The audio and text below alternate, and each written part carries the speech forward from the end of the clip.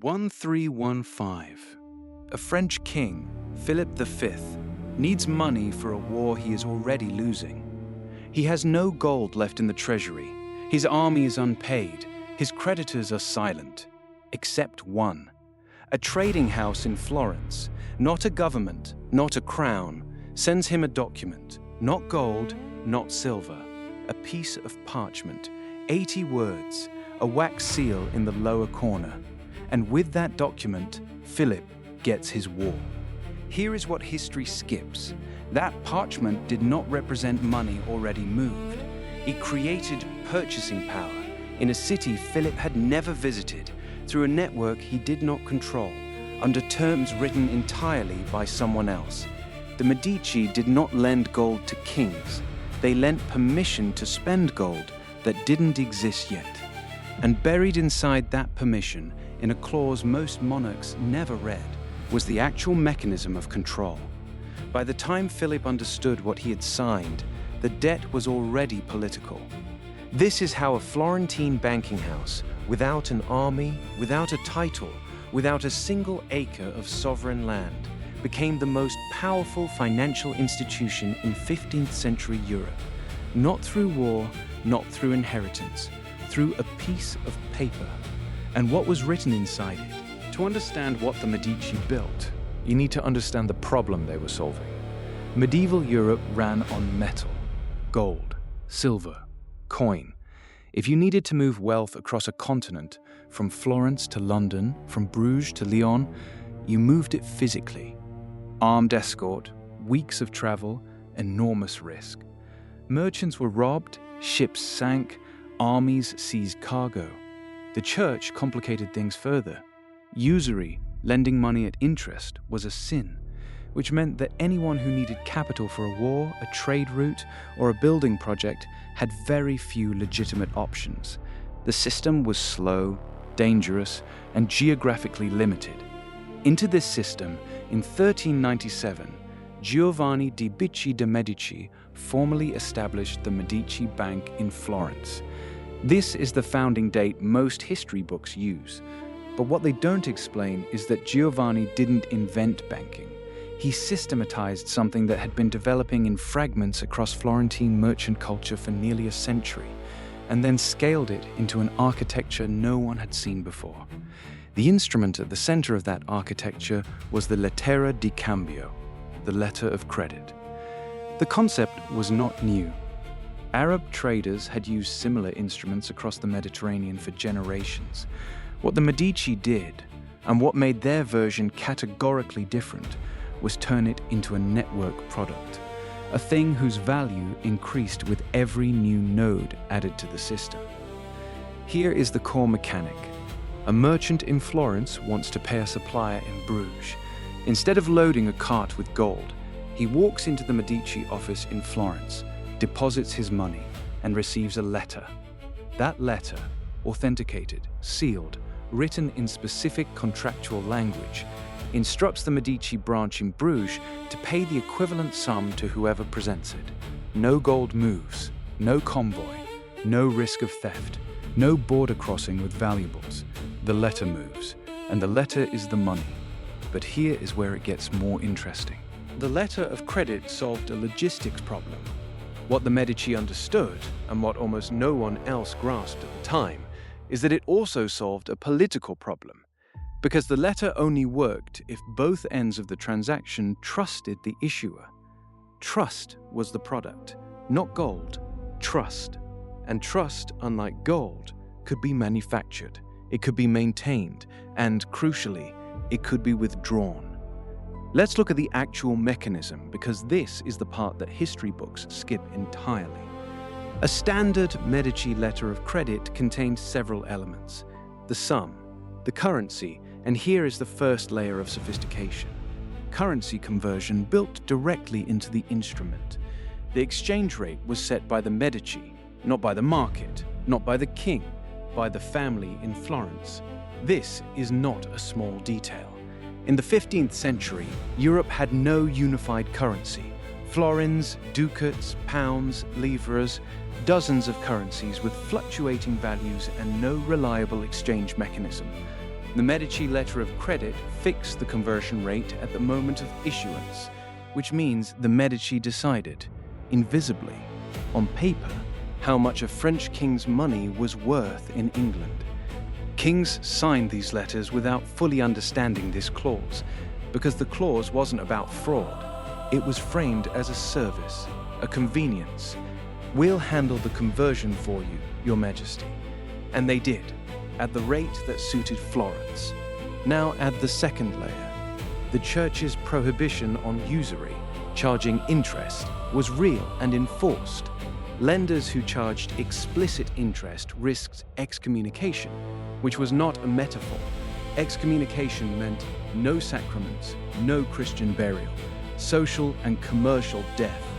The Medici did not charge interest. They embedded it in the exchange rate.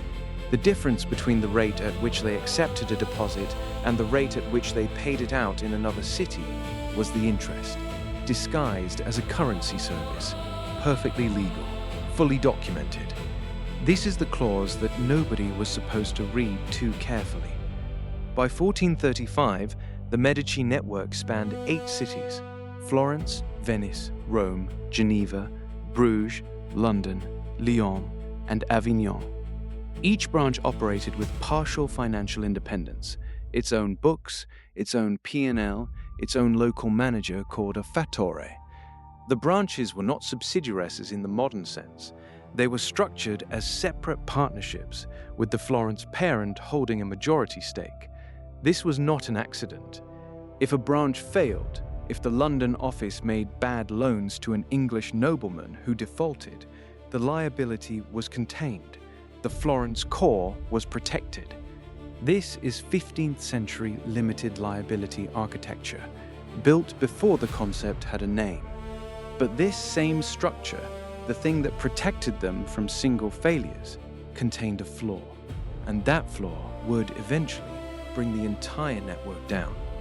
We'll get to that. First, the clients.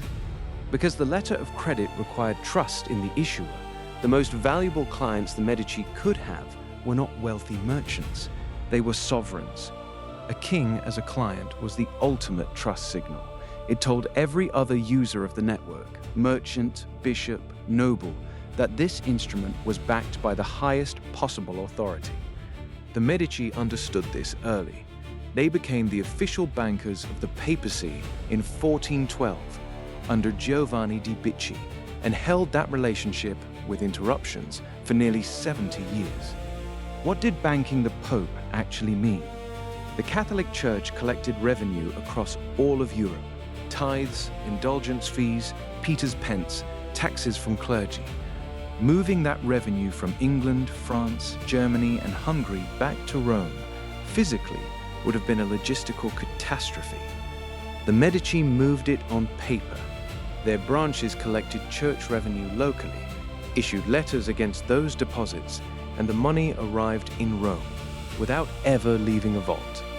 In exchange, the Medici held the float.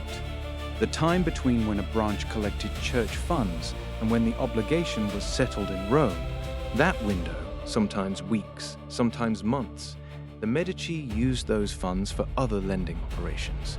They were earning returns on money they didn't own.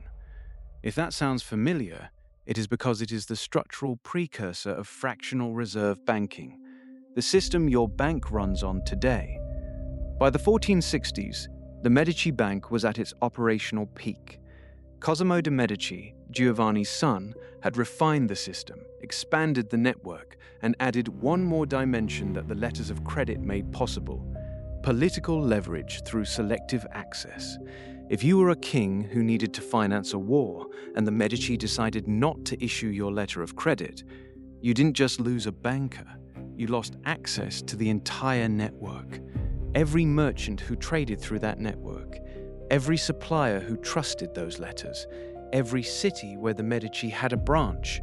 Kings understood this. Edward IV of England borrowed heavily from the Medici London branch in the 1460s and 1470s. The amounts were not trivial. The London branch extended credit equivalent to several years of English crown revenue. A king in debt to a Florentine family. And here is the part that should make you pause. Edward never fully repaid. The London branch absorbed the loss. The Florence core held, for a while. But the Edward default was not isolated. It was a signal of a structural problem that had been building for decades. The branch system that protected Florence from local failures required something to function: disciplined local managers. Cosimo had that discipline. His successors didn't enforce it. Under Lorenzo de' Medici, Lorenzo the Magnificent, the bank's political ambitions outpaced its financial controls. Branch managers extended credit to sovereigns for political reasons, not commercial ones. The Lyon branch overextended to the French crown. The Bruges branch to Charles the Bold of Burgundy, who needed money for campaigns he was losing. Charles died in 1477. Battlefield, debt unpaid. The Bruges branch was finished. The instrument that had made the Medici powerful, access to sovereigns, lending at scale to crowns, became the mechanism of their collapse. Sovereigns are the worst debtors. They cannot be sued, they cannot be seized, and when they die in a battlefield or lose a war, the debt dies with the political will to honor it. By 1494, the Medici were expelled from Florence. The bank, as a unified institution, was finished. Not conquered, not stolen. Collapsed under the weight of debts that crowns had no reason to repay. Here's what survives. The letter of credit did not die with the Medici. Every modern bank transfer, every international wire, every letter of credit issued by HSBC or JP Morgan to a commodity trader in Singapore runs on the same structural logic the Medici formalized in 1397. The float, money held between collection and settlement, became fractional reserve banking. The exchange rate embedded in the instrument became foreign exchange markets. The branch network, with separate P&L and contained liability, became the subsidiary model that every multinational bank uses today. The Medici did not just lend money to kings. They built the architecture that money still moves through. And the clause, the one buried in the letter of credit, the one that set the exchange rate, that hid the interest, that gave Florence control over what a king's money was worth in another city. That clause was never really about one transaction. It was about who gets to define the rules when the money crosses a border. 500 years later, that question is still being answered, and the answer still favors whoever holds the network.